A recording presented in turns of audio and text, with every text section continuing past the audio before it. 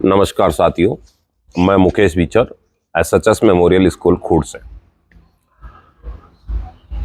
आज हम चर्चा करेंगे बढ़ता तनाव और घटती सहनशीलता पर।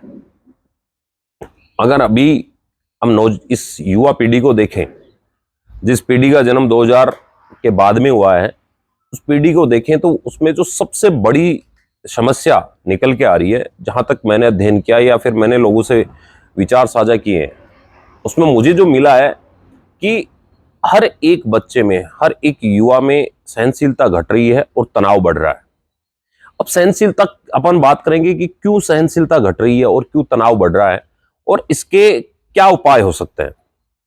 जहां तक मेरा मानना है, सहनशीलता घटने का जो सबसे बड़ा कारण है वो आज के दिन हमारी जो पारिवारिक पृष्ठभूमि जिस तरीके से बदल रही है, हम परिवार में रहने का जो सिस्टम जिस तरीके से बदल रहा है, आज हर एक व्यक्ति के पास अपने दूसरे भाई बंधु या फिर अपने बेटे बेटियों के लिए जो समय घटता जा रहा है, उसमें बहुत बड़ा कारण है माता पिता का अपने बच्चों को पूर्ण समय नहीं देना, और जो समय देना, उस समय में सबसे बड़ी बात है कि उनकी एक सीमा से भी ज्यादा केयरिंग करना। जब किसी भी चीज की अति होती है तो वो नुकसानदेह होती है। जब हम छोटे से बचपन से अगर किसी बच्चे को देखते हैं, जब आजकल बच्चों का जब पालन पोषण देखते हैं, तो वहां ये देखा जाता है कि ओवर जो केयर है, उनकी जितनी केयर होनी चाहिए उससे ज्यादा जो केयर हो रही है, उसकी बदौलत उनकी सहनशीलता घट रही है। उसके साथ साथ एक कारण जो तो वो सार्वजनिक हर एक चीज में जो कारण बन के उभर रहा है, वो मोबाइल है। मोबाइल की बदौलत, क्योंकि मोबाइल में इतना ज्यादा उलझ गया आदमी, इसकी कोई सीमा ही नहीं है। मोबाइल में वो तरह तरह की चीजें देख रहा है। जो सोशल मीडिया है, तो सोशल मीडिया पे वो हर तरीके की चीजें देख के उसके ख्वाब अलग बन रहे हैं। उसे ये नहीं पता कि मेरी क्षमताएं क्या हैं, मेरी योग्यता क्या है। उनकी बनिस्पत वो अलग प्रकार के ख्वाब रखता है और उन ख्वाबों को पूर्ण करने की वो शॉर्टकट अपनाता है, और जब वो उन ख्वाबों की ओर नहीं जाता है तब वो तनावग्रस्त होता है और वहीं पर उसकी सहनशीलता घटने लगती है। एक चीज और जो मैंने बहुत अच्छी तरीके से गौर किया है कि हमारी जो सामाजिक जो रिश्तेदारियां हैं, उनमें भी जो दूरियां आ रही हैं, उनमें जो संवादहीनता आ रही है। आज मैं कई परिवारों की स्थिति ऐसी देखता हूं कि वो आपस में अपने रिश्तेदारों से 4-4, 6-6 महीने तक अपने ननियाल, अपने बुआ जी के, अपने चाचा ताऊ के यहाँ मतलब बातचीत बहुत कम होती है।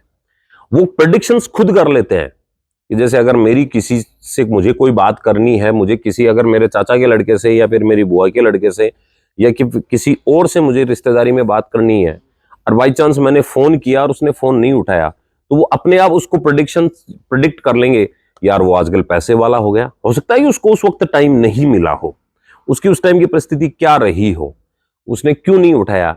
अरे हो गया उसको, अपने को वो ज्यादा अपने आप को बड़ा आदमी समझता है, हम नहीं जाएंगे उसके पास, जबकि एक्चुअल वास्तविक स्थिति अलग होती है। तो जो संवादहीनता हो रही है, संवाद जो घट रहा है लोगों के बीच में, ये भी सहनशीलता को घटा रहा है और तनाव को बढ़ा रहा है। और इसी कारण हम आए दिन हम ये देखते हैं कि बड़े बड़े जिनके अगर केवल आर्थिक स्थितियों से ये सुसाइड्स होती, तो शायद मेरे हिसाब से बहुत कम ये होनी चाहिए थी।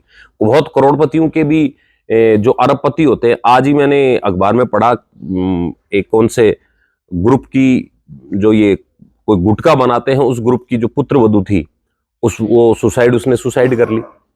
तो उनका कारण है वो सहनशीलता घटना है, क्योंकि वो उस चीज को सहन कर पाने की पावर, हमारी जब बुजुर्ग लोग थे तो वो धीरे धीरे छोटे से बच्चे को धीरे धीरे हर एक चीज को सहन कर पाने की क्षमताएं डेवलप किया करते थे। और जो डेवलपमेंट होता है, वो डेवलपमेंट हमेशा छोटी उम्र में ही होता है, बड़ी उम्र में डेवलपमेंट बहुत कम होता है। इसी कारण हमें जागरूक होना पड़ेगा और हमें हमारे बच्चों में वो सहन शक्ति डेवलप करनी पड़ेगी।